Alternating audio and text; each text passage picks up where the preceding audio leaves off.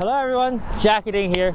Welcome to PhD's new car review. And no, this is not the new car. This is, if anything, the old car now. It's 3-4 years ago, back in 2020, 2018 Buttonwiller, as we're walking around the paddock, I said, you know, I really think the A90 Supra could make for a really good car. And he's like, if you want a BMW, why not buy like the actual BMW? And that story spawned from there, as you remember, did a Supra versus M2 comparison. What the fuck? And we kept pushing with a Supra. I may or may not have crashed one, may or may not have developed one for Time Attack, and we may or may not have won all the awards on our wall at the moment and got labeled by Adam Jabay and the Grid Life guys as legendary. And if anything, this car really is legendary. We've put so much heart and soul and effort into making this one of the fastest 200 trotware Time Attack car out there ever, and it's just awesome. For us, it's been a great journey of the last couple of years. But now it's kind of time. It's time to move on. It's time to find the next chapter. It's time to do something new, push the new boundaries again. And I'm looking at it and it's getting me giggly because it's bringing me back to all those years ago when we just started, when we didn't have a shop, when we had one little shed. And yet now we have all these great partners, all these great friends and family and a group together in PhD. And we're gonna do something awesome with this car. And you're coming along with us. So welcome everybody to PhD's 2023 new expedition, the G87 M2. Yes, you may think it's built out of Lego. Yes, you may think it's very boxy. And honestly, we're not here to talk about looks. We're here to talk about, well, we're not just here to talk about it. We're here to drive it and we're here to push it. We're here to develop it. We're here to race it, just as we did with this one. First off, is this a HIA car? Yes, this is a HIA spec car, as in like this is what BMW kind of makes out their kind of build sheet. They make them, throw it to the dealership, sell it, don't sell it, up to you. We got one of these, MSRP, perfect. It came with a couple options. You get the BMW, the 50-year anniversary special badge. Very nice. Which is very nice. Optional extra. We didn't have any of the shadow line, the visual packages, no kind of crazy brake packages. The wheels are kind of as standard. No weird color. There was either choice of Brooklyn Gray, which actually looks really good on M2, and this Zandvoort Blue. Zandvoort should be orange. Zandvoort, if anything, is always orange. A couple more options that we have. What option do we actually get? Mostly this, the carbon fiber roof. You can't get somebody to put in a carbon fiber roof for you for under $3 grand. So to be able to option this from factory for like $2,600 is kind of a steal. We were like, why the hell would we not do that, right? I like that the door handles are properly blended into the body line for minimal drag. The interior is pretty fun. You get your fancy snazzy, like, I forgot the option for that, but that was an option. Like textured plastic? Textured plastic, sure. You get your fancy colored BMW sports seats. I quite like this. I very much like the color contrast of like the red, dark blue, and light blue. But that's kind of it for the interior. We didn't get the fancy carbon package for the carbon fiber seats since we're probably going to put in something of our own. Also, that package cost like $10,000 that we probably didn't have. It's got two-piece rotors, front and rear. It's got some very, very fancy brake calipers at the front. And actually, talking about the brakes, we should probably talk about this, because you might be surprised to find that all the G series, the G80s, the G82, the M3, M4s, as well as this car, are all now brake by wire. Panic! We can't bleed the brakes. These are all like possibilities, and we're all gonna deal with it. And yeah, trust me, Alex had nightmares about this already. We're only 2 days into the ownership, and it's pretty fun because, you know, you think about it, brake by like control by wire, I think technically the terminology goes, right, has been in use in like aircrafts and stuff for like the longest time, and Formula 1. And not to mention like Formula E, all the rear axle braking are brake by wire because, well, all the cars are brake by wire because the rear axle doesn't have a real caliper. They have electric motors. Same for the GTP, the LMDH cars. Same thing. They have to have brake by wire because the rear calipers are all like MGU, like motor generated units. So is it a challenge? Yes, but the technology is moving on. And yeah, like, you know, not just airplanes, but race cars are all moving to that direction. So it's not necessarily new tech. It's not like it's never been used in a race car before. So just a case of figuring it out and going from there. One more elephant you should address in the car. What is the elephant in the car? The stick in the middle. Oh, the stick in the middle. Oh yeah.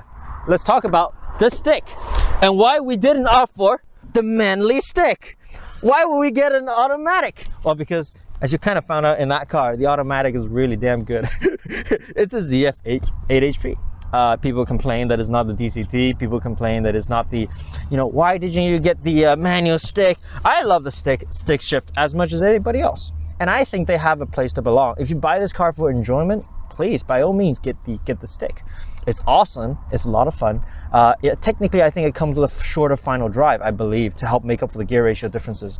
But since we're racing this, I want to be able to focus on the car on the limit and be able to make less driver mistakes on track. When you're pushing 10/10 and you miss a gear, there goes the motor. You really can't miss a shift with this. It just won't give it to you and won't let you blow up the engine. And that's been really, really reliable on the Supra for us. And we have the partners as a pure drivetrain. We have all the guys who can make this transmission handle even more power. So it doesn't make sense for me to say, like, well, why not go with a manual transmission? If I want a car for driver enjoyment, I would. But we're here trying to chase lap time, try to find the limits of what the platform is capable, not just what the driver is capable of, if that makes sense. I do want to showcase one thing that made me very excited. I haven't ever found this actually. Okay. And here we go, M traction control. There we go. You get more or you get less. And that's 10 stages. And I want to amplify something. That's kind of crazy, but the M traction control, what it does is the M traction control in the higher tier level still uses some sort of like the M driving MDM stuff and the DSA stuff. It still uses some of that, but from like 6 downwards, it's pretty much all wheel speed based. As in, it's only measuring your rear wheel speed versus your front wheel speed, and it's only reducing the engine power output to get to that. It doesn't use the brakes. Like a real race car. It's like a real race car traction control.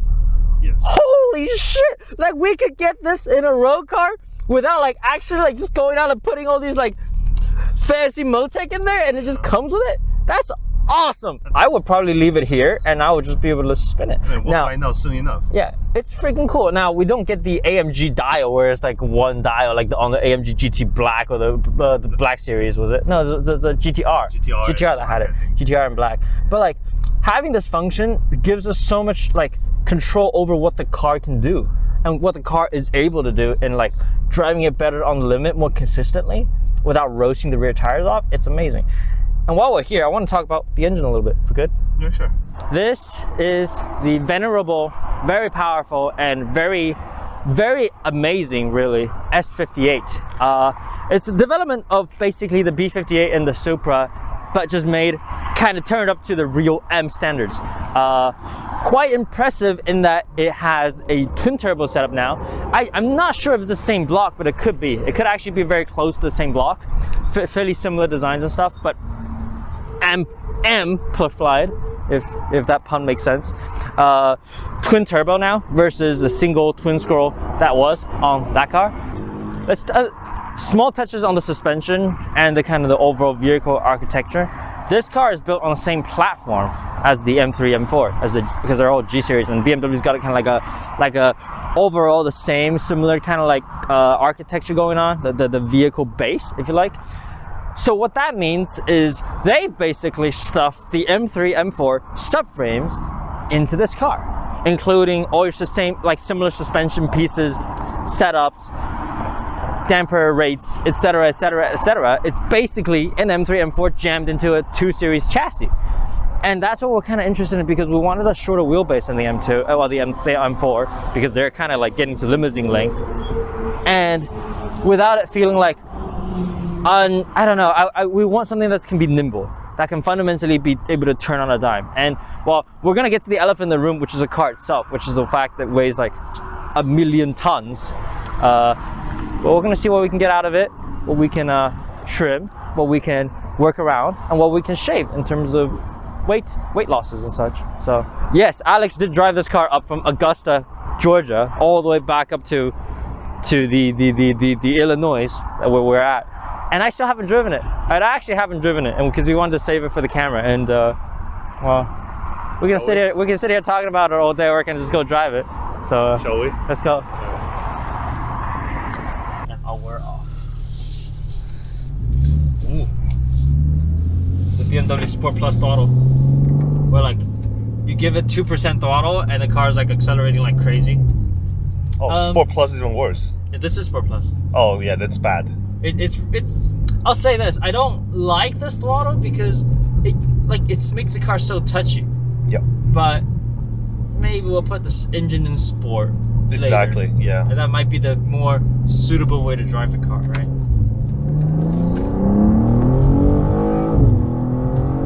Christ. It's really fast. It's. You know what? You know the way I describe it? It's undramatic. Yes. It just goes. It doesn't like, I don't need no theater, I don't need no opera. It just, No delay between gear shift at all. it just bang, bang, bang. Sharpie left. Oh my god. Like that front grip is quite nuts.